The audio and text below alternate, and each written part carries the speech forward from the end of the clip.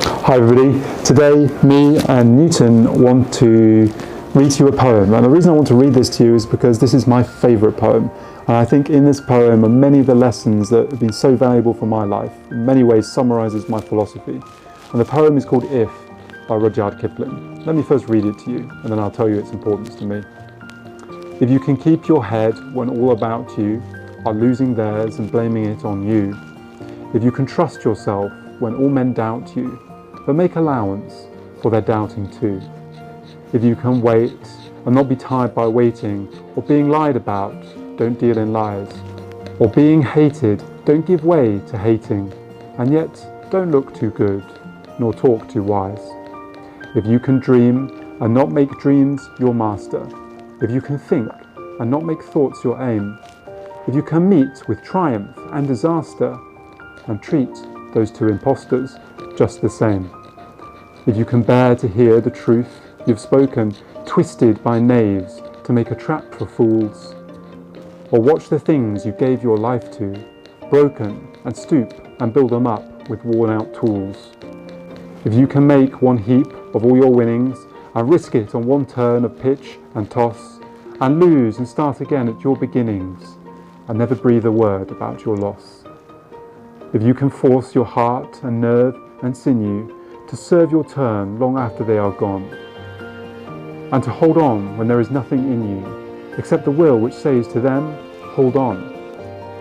If you can talk with crowds and keep your virtue, or walk with kings and not lose the common touch, if neither foes nor loving friends can hurt you, if all men count with you, but none too much, if you can fill the unforgiving minute with 60 seconds worth of distance run, yours is the earth and everything that's in it.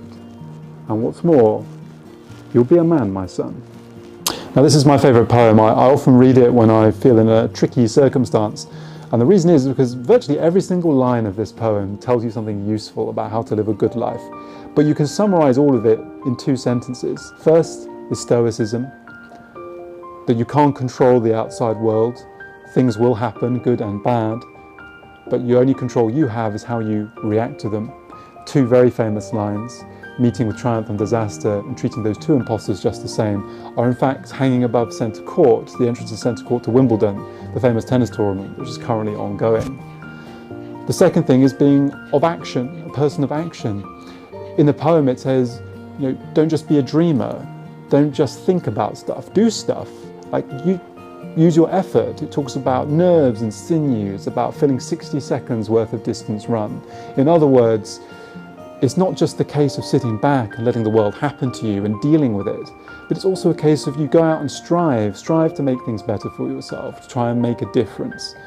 And no matter what the result of that, in the poem it talks about losing your life's work and having to kind of build it up from scratch again with worn out tools. No matter what happens to that effort, you treat it, the outcome, with stoicism, knowing that the outcome is never guaranteed. You're not guaranteed if you put work in to get reward out. But that doesn't matter, because you know that whatever the outcome is, you're willing to risk it and you can cope with it mentally. So for me, that's why it's an inspiring poem. It talks about effort, but it doesn't talk about entitlement. It talks about the ability to cope with life and not presume that life will treat you well. Therefore, I think it's a mixture in there of kind of realism about how the world is, but also inspiration about how we can deal with a world that doesn't always deal us the right cards, but is still a world where we can win, and still a world where we can be happy and peaceful.